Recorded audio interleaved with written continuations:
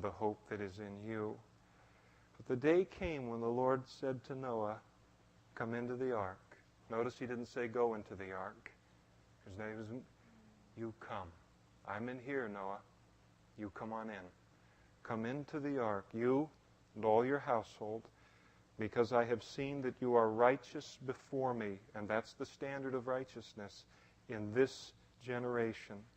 And you shall take with you 7 each of every clean animal, a male and his female, 2 each of the animals that are unclean, a male and his female, also 7 each of birds of the air, male and female, to keep the species alive on the face of the earth. For after 7 more days I will cause it to rain on the earth 40 days and 40 nights, and I will destroy from the face of the earth all living things that I have made. And Noah did according to all, again that word, that the Lord commanded him. What if he didn't do it? What if he didn't do everything that God commanded him to do it? What if he obeyed selectively, like so many obey selectively? What if he decided just to build an ark half the size that God commanded? They'd have lost a lot more than a unicorn, wouldn't they? By the way, they didn't lose a unicorn, for those of you. That preacher, he told us there it was Chicago. And I got the 45 right here. It's right here that says the... What if he decided, sure, I'm going to do it, but I'm not going to do it in 100 years. I'm going to do it in the 200-year plan. I'm going to ease into this thing. What if he built the ark and he didn't get into it? It'd be foolish, wouldn't it? Complete obedience is so important. He obeyed God in everything. He did all. Complete obedience in times of great wickedness. It's the only safe place. And in this day of great wickedness, the only safe place is complete obedience.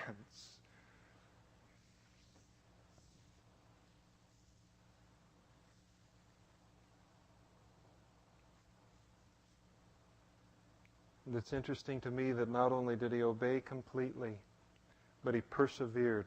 And that's a mark of faith, persevering. So here's this man in the midst of great wickedness. He obeyed God and he persevered. He persevered until the Lord's return. That's what he waited for. He waited upon God. And Noah was 600 years old when the flood of waters was on the earth. And so Noah with his sons, his wife and his sons' wives, went into the ark because of the waters of the flood. Of clean beasts, of beasts that are unclean, of birds, and of everything that creeps on the earth. 2 by 2 they went into the ark to Noah, male and female, as God had commanded Noah. And it came to pass after 7 days that the waters of the flood were on the earth.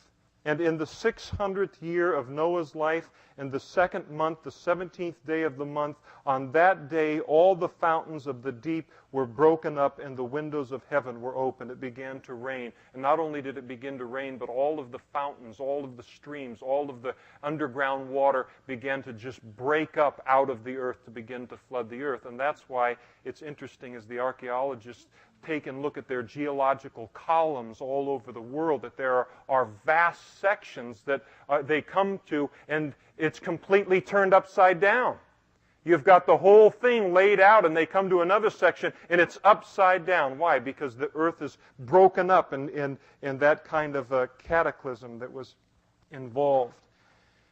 And the rain was on the earth 40 days and 40 nights.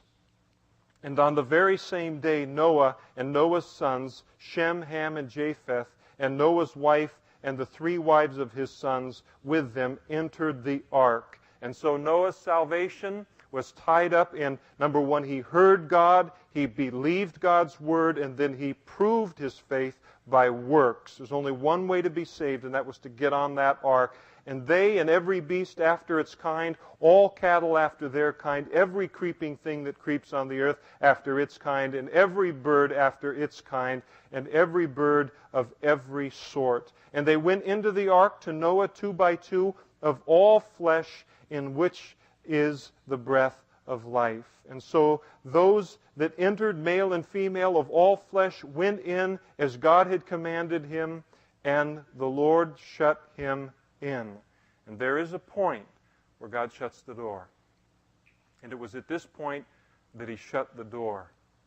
Now, oftentimes people have a big problem with Christianity because of the fact that Christianity appears to be so exclusive.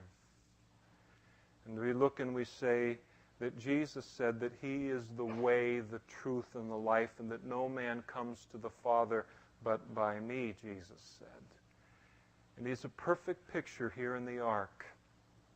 It was a narrow way of salvation. You had to be on that ark to be saved.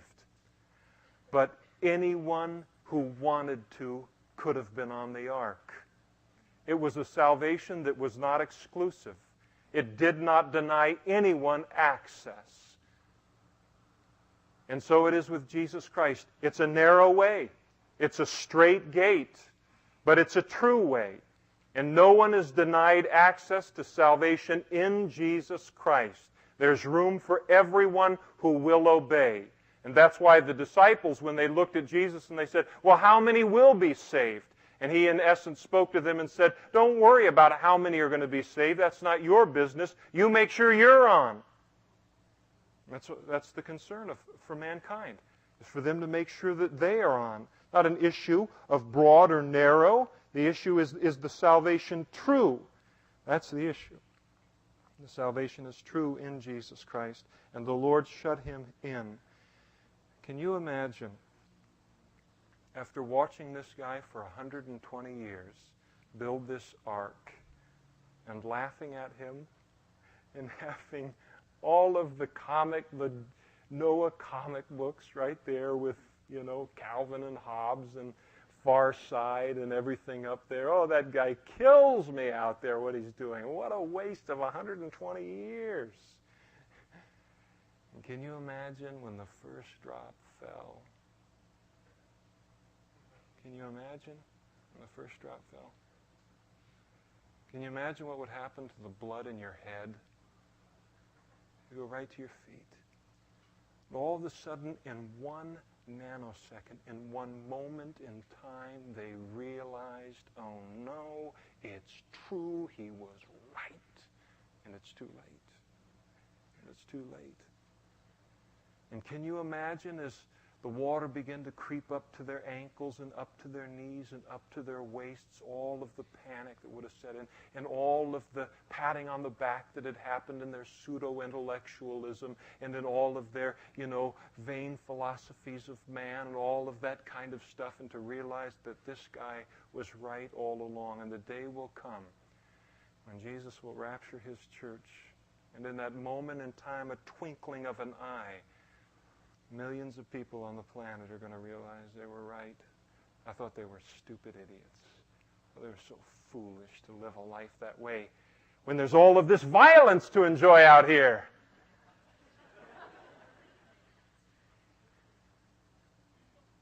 And it isn't that a person can't be saved, a tribulation period, but it's a rough way. It's a rough, rough road. The day comes in which the Lord shuts the door. He shut them in. Now the flood was on the earth 40 days, and the waters increased and lifted up the ark, and it rose high above the earth, and the waters prevailed and greatly increased on the earth. And the ark moved about on the surface of the waters, and the waters prevailed exceedingly on the earth, and all the high hills under the whole heaven were covered, and the waters prevailed 15 cubits upward, and the mountains were covered. So I can't for the life of me understand why there's the big, battle that goes on or dispute that goes on, whether this was a regional flood that just happened there in the Middle East or whether this was a worldwide flood. Well, it's a worldwide flood. These alls mean something. And mountains and all prevailing over these things. It was a worldwide flood. And all flesh died that moved on the earth. We have to make it a local flood when your God isn't big enough to do a worldwide flood. And so you've really got to really doctor up the Bible after that. And all flesh died that moved on the earth, birds and cattle and beasts and every creeping thing that creeps on the earth, and every man, all in whose nostrils was the breath of the Spirit of life. All that was on dry land died. And so he destroyed all living things which were on the face of the ground, both man and cattle, creeping things, and bird of the air. They were destroyed from the earth. Only Noah and those who were with him in the ark remained alive, and the waters prevailed on the earth 150 days. And so we'll stop there and we'll pick it up in chapter 8.